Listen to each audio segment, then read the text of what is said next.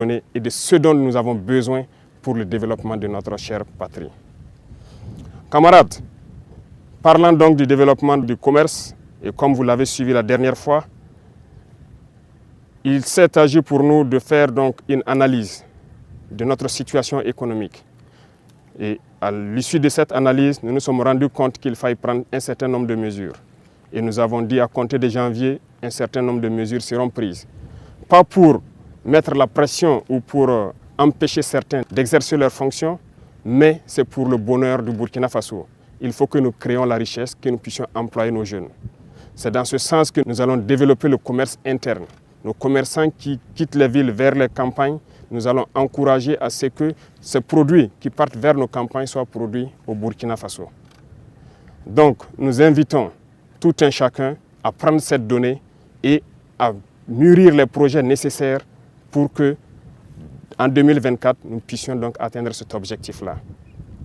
Sur le volet donc de la coopération, un bon nombre de partenaires ont refusé de nous accompagner, de nous aider à acquérir le minimum d'équipements. Jusqu'au jour d'aujourd'hui, certains équipements dont nous avons payé des avances auprès de certains pays qui sont favorables à nous les livrer, les licences ont été bloquées par d'autres États impérialistes qui n'ont aucun intérêt à ce que nous puissions évoluer dans notre guerre.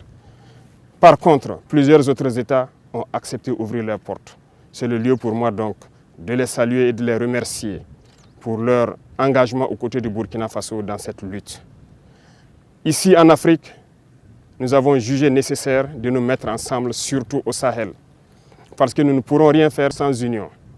Ce qui a mené donc à la création de l'Alliance des États du Sahel, une alliance de défense a priori, mais qui évoluera vers une alliance économique et bien plus. L'AES est un espace qui est aujourd'hui victime de terrorisme barbare, violent.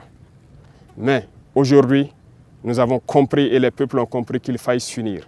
Et nous invitons tous les autres Africains, tous ces peuples brimés, à pouvoir s'unir pour faire face à l'adversité.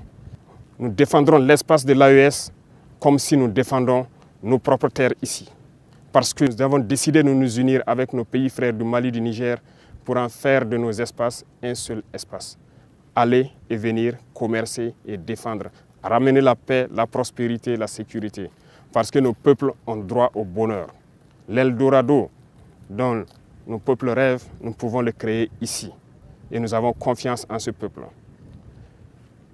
M'adressant donc aux travailleurs qui ont déjà consenti beaucoup d'efforts pour le Burkina Faso, je vais encore